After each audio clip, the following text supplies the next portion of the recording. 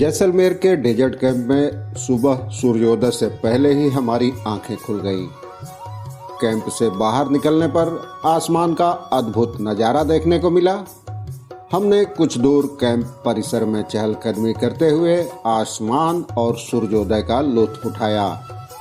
कुछ देर में ही अभी अंधेरा ही था कि एक लड़का गर्मा गर्म चाय दे गया। उसके बाद नहा धोकर तैयार होने और पैकिंग करने के बाद नाश्ते के लिए हम रेस्तरां में पहुंचे। वहां नाश्ता करने के बाद लौटे अपने कैंप में। यह जगह इतनी खूबसूरत थी कि छोड़ने को जी ही नहीं चाह रहा था, लेकिन मजबूरी थी क्योंकि आगे के तमाम कार्यक्रम तय थे। अब हमारी मंजिल थी भारत पाक सीमा पर स्थित तनोट माता मंदिर। नाश्ते के बाद कार पर सवार होकर हम निकल पड़े भारत पाक सीमा की ओर। इस पूरे रास्ते में सिर्फ एक ही कस्बा है, रामगढ़। उसके अलावा दूर दूर तक कहीं आबादी नजर नहीं आती। निगाहें जहां तक देख सकती हैं बालू के टीले और बबूल की कांटेदार झाड़ियां ही नजर आती हैं।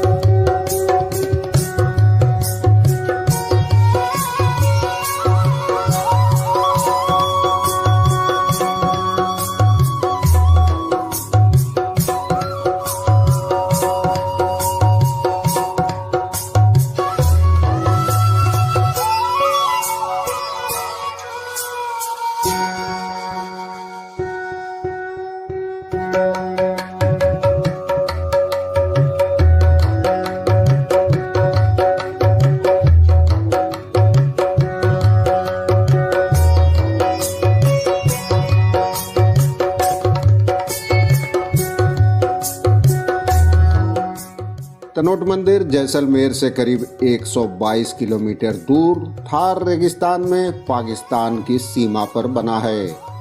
अगर आप राजस्थान जा रहे हैं तो इस मंदिर में जरूर जाएं।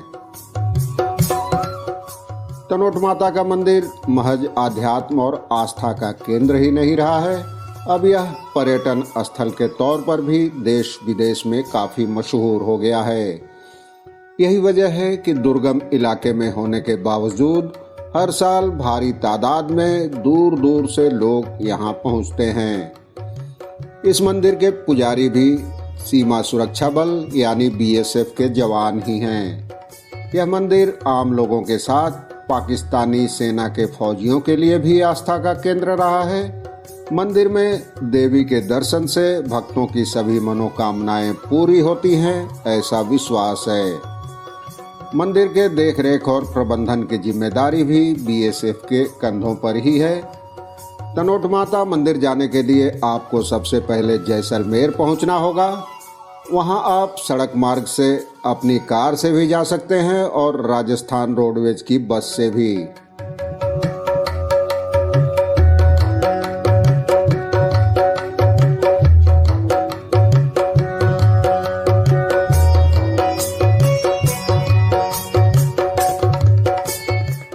वर्ष 1965 की भारत पाकिस्तान के बीच की लड़ाई में माता ने अपना चमत्कार दिखाया था।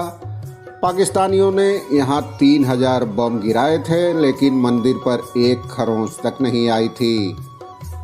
मंदिर परिसर में करीब 450 बम फेंके गए थे, लेकिन उनमें से एक भी नहीं फटा।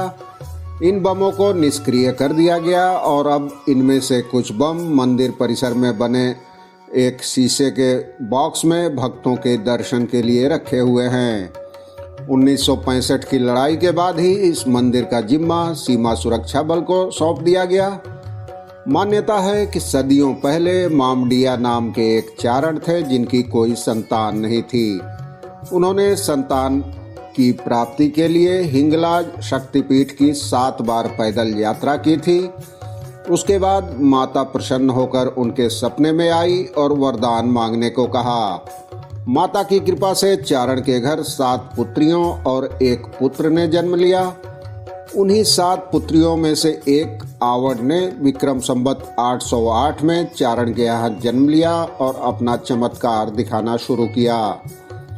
7 पुत्रियां दैविक चमत्कारों से युक्त थी। उन्होंने हूणों के आक्रमण से माड़ प्रदेश की रक्षा की थी। हम शुक्रवार को यहाँ पहुँचे थे। उस दिन सफाई आदि होने की वजह से मंदिर के कपाट देर से खुलते हैं। इस बीच हमने आसपास के इलाकों को देखा और मंदिर खुलने के बाद भीतर जाकर सबने आरती का आनंद लिया।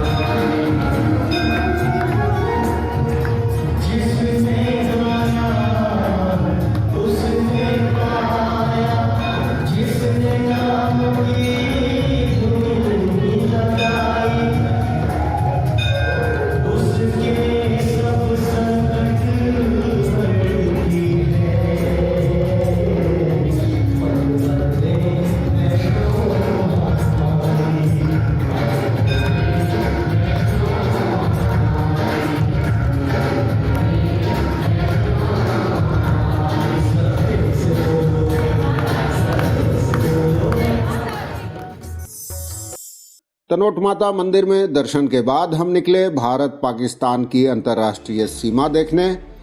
इसके लिए बीएसएफ के उच्चाधिकारियों से पहले से ही परमिशन ले ली थी। जैसलमेर के मेरे मित्र और वरिष्ठ पत्रकार हरदेव सिंह भाटी ने इसमें मदद की थी। सुरक्षा के लिहाज से सीमा पर फोटो खींचने या वीडियो बनाने की इजाजत नहीं है। सीमा से लौटने के बाद हमारी अगली मंजिल थी लोंगेवाला, जो वर्ष 1971 की भारत पाक लड़ाई के दौरान सुर्खियों में आया था।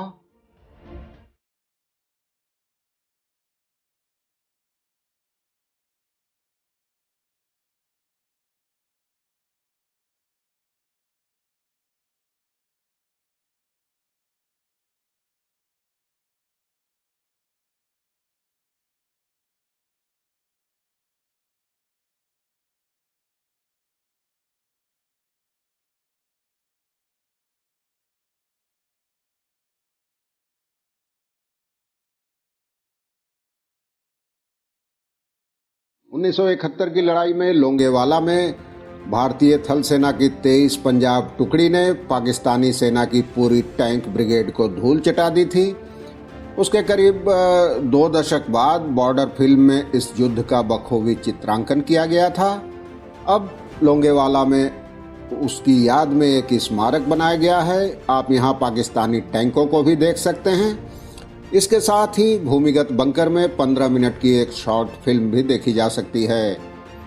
लोंगेवाला में युद्ध स्मारक का निर्माण ठीक उसी जगह पर किया गया है जहां 4 दिसंबर 1971 की रात को भारत के गिने चुने जांबाज सैनिकों ने अपने जज्बे के दम पर पाकिस्तान को करारी शिकस्त दी थी। उसने 179 दुश्मनों को मारने के साथ ही उसके 37 टैंकों को भी ध्वस्त कर दिया था। युद्ध की दृश्यावली का सजीव चित्रण बंकरों, बारूदी सुरंगों और बर्बाद टैंकों की मदद से किया गया है।